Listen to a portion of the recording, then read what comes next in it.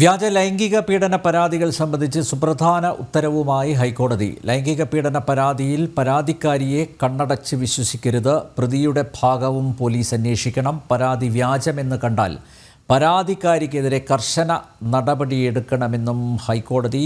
രേഷ്മ ചേരുന്നു. രേഷ്മ, വിശദാംശങ്ങൾ.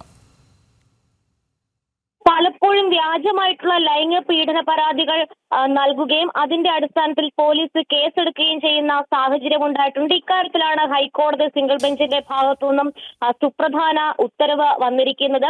ലൈംഗിക പീഡന പരാതിയിൽ പരാതിക്കാരിയായിട്ടുള്ള വ്യക്തിയെ കണ്ണടച്ച് വിശ്വസിക്കരുത് എന്നുള്ളതാണ് ഹൈക്കോടതി പറഞ്ഞിരിക്കുന്നത്. പ്രതിയുടെ ഭാഗം, അതായത് കുറ്റാരോപിതനായിട്ടുള്ള വ്യക്തിയുടെ ഭാഗവും പോലീസ് അന്വേഷിക്കണം. അത് പരിശോധിക്കപ്പെടണം. പരാതി വ്യാജമാണെന്ന് ഏതെങ്കിലും ഘട്ടത്തിൽ കണ്ടെത്തി കഴിഞ്ഞാൽ പരാതി നൽകിയ വ്യക്തിക്കെതിരെ, അതായത് പരാതിക്കാരിക്കെതിരെ കർശന നടപടിയെടുക്കുവാനും പോലീസ് മടിക്കേണ്ടതില്ല. ഇക്കാര്യത്തിൽ ഏതെങ്കിലും തരത്തിൽ തൊഴിൽപരമായിട്ടുള്ള ബുദ്ധിമുട്ടുണ്ടാകുമെന്ന് പോലീസ് ഉദ്യോഗസ്ഥർ ഭയപ്പെടുന്നുണ്ടെങ്കിൽ അത്തരത്തിലുള്ള ഭയവും വേണ്ട എന്നാണ് ജസ്റ്റിസ് പി വി കുഞ്ഞികൃഷ്ണന്റെ ബെഞ്ച് പറഞ്ഞിരിക്കുന്നത്. ലൈംഗിക പീഡന കേസിൽ കുറ്റാരോപിതനായ വ്യക്തിക്ക് മുൻകൂർ ജാമ്യം അനുവദിച്ചുകൊണ്ടാണ് ഹൈക്കോടതിയുടെ സുപ്രധാന നിരീക്ഷണവും ഉത്തരവും ഉണ്ടായിട്ടുള്ളത്.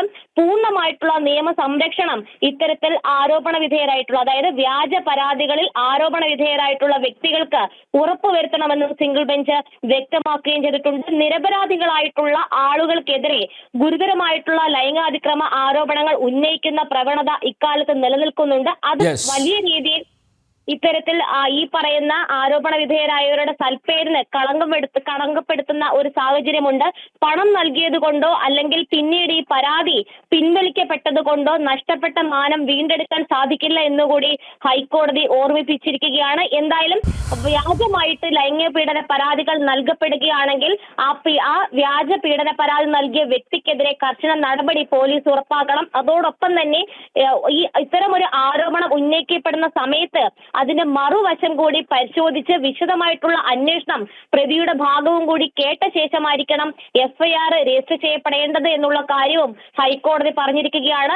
വ്യാജ ലൈംഗിക പീഡന പരാതികൾ സംബന്ധിച്ച് സുപ്രധാന ഉത്തരവുമായി ഹൈക്കോടതി. ലൈംഗിക പീഡന പരാതിയിൽ പരാതിക്കാരിയെ കണ്ണടച്ച് വിശ്വസിക്കരുത്. പ്രതിയുടെ ഭാഗവും പോലീസ് അന്വേഷിക്കണം. പരാതി വ്യാജമെന്ന് കണ്ടാൽ പരാതിക്കാരിക്കെതിരെ കർശന നടപടിയെടുക്കണമെന്നും ഹൈക്കോടതി. രേഷ്മ ബാബുവാണ് കൊച്ചിയിൽ നിന്നും വിവരങ്ങൾ നൽകിയത്.